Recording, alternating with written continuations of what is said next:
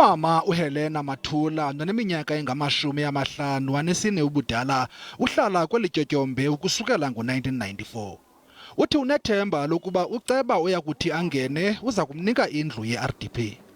Ke registera ka baka la hore ke nyaka RDP. Ke shetse ke le one mara batho ba na le di-RDP ke shetse ke le one. Amagosa ekomishoni yonyulo eGauteng athi inkqubo yokubhalisa iqhube kakuhle kakhulu namhlanje. Eliphondo lunezikhewu kwiiwadi ezili-14 kwiingingqi ezahlukeneyo ngaphandle kwesixeko saseTshwane.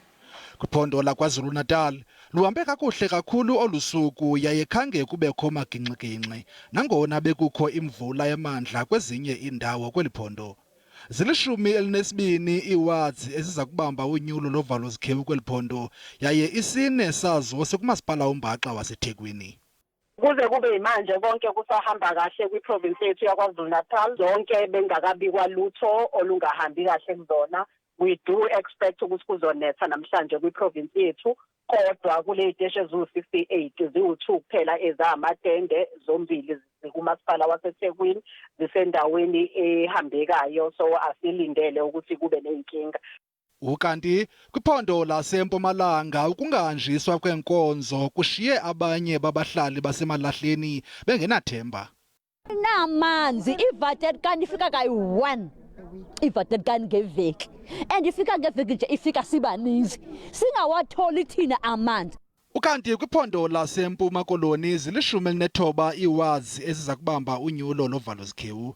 Abahlali bakwa-ward 13 eCumakala kumasipala osezingxakini wamahlathi bathi abanathemba lokuba olunyulo luzayo lovalo-zikhewu liza kuphucula inkqubo yokuhanjiswa kwenkonzo. Sinqwenela into bangaba ke siklinelwe iqholorha eli. Xa ungajonga apha emva kwakho bhuti kumdaka. And asilantu ke akuthuthwa nkunkuma apha eqholorha. Njengoba kungathuthwa nkunkuma nje nezitrato niyazibona ngoku ningena uba zingqondorha zezitrato.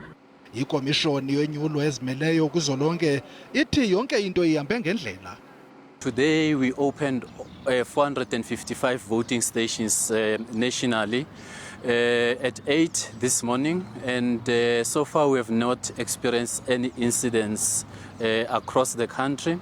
Ukanti olunyulo lovalo-zikhewu lusamisiwe eTshwane nanjengoko kusekho idabi lenkundla phakathi kwamaqela ezopolitiko.